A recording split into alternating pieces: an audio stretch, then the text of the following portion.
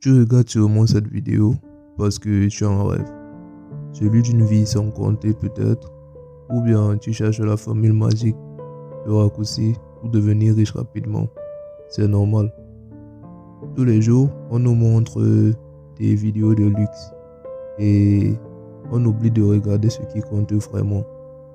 Aujourd'hui, nous allons plonger au cœur de 3 histoires pour vous montrer que la richesse n'est forcément pas ce que vous croyez. Marc a 42 ans.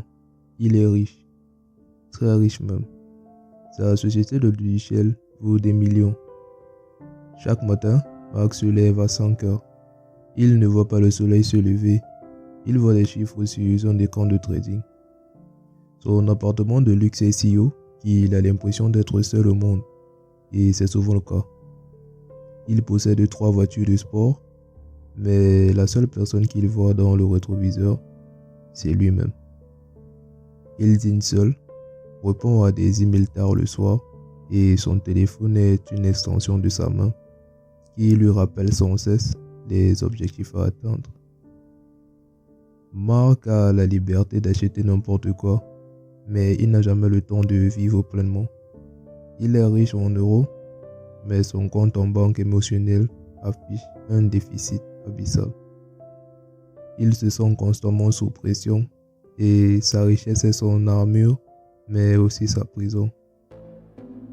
Voyons la vie de Sophie. Sophie, elle vit dans un petit village et gagne tout juste de quoi vivre en étant guide de nature. Elle n'est certainement pas riche selon les standards de Marc, mais Sophie se lève avant Marc. Elle ne vérifie pas son téléphone. Elle écoute le chant des oiseaux.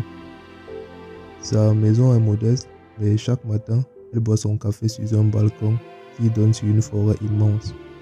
Cela est son bureau, son temple, et c'est sa plus grande richesse.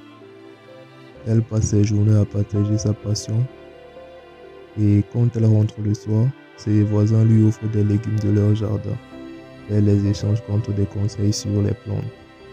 Elle est entourée d'amis, d'une petite communauté qui compte sur elle et elle peut aussi compter sur eux. Quand Sophie se couche, elle est fatiguée, mais elle est en paix. Elle n'a pas peur du lundi car son travail est sa vie. Elle est riche en temps, en relations et surtout en sens. Et puis il y a toi, ou moi bien sûr. Peut-être que tu as du mal à joindre les deux bouts. Tu travailles dur pour une paix qui s'évapore trop vite. Ton compte n'est pas à l'image de tes efforts. Tu ressembles à Marc dans ton désir de réussir, mais à l'heure actuelle, tu ressembles davantage à un pauvre. Mais attends, regarde bien. Contrairement à Marc, tu as peut-être cette petite chose à laquelle t'accrocher. Je sais pas, l'amour inconditionnel de ta famille, un talent caché pour la musique peut-être, ou la force de te réveiller chaque jour, même quand c'est difficile. C'est ça ta première richesse. C'est ton encre. C'est le capital le plus précieux qui ne figure sur aucun bilan financier. Tu as le temps, ou du moins la possibilité d'en créer, pour apprendre cette nouvelle compétence. Tu as la faim, l'urgence de changer, cette même faim que Marc a dû trahir pour arriver là où il est. En conclusion, le vrai secret, ce n'est pas de devenir Marc en 2 mois. Le vrai secret, c'est de comprendre que tu peux utiliser ta richesse actuelle, ta famille, ta passion ou ta force intérieure comme carburant pour acquérir la richesse financière.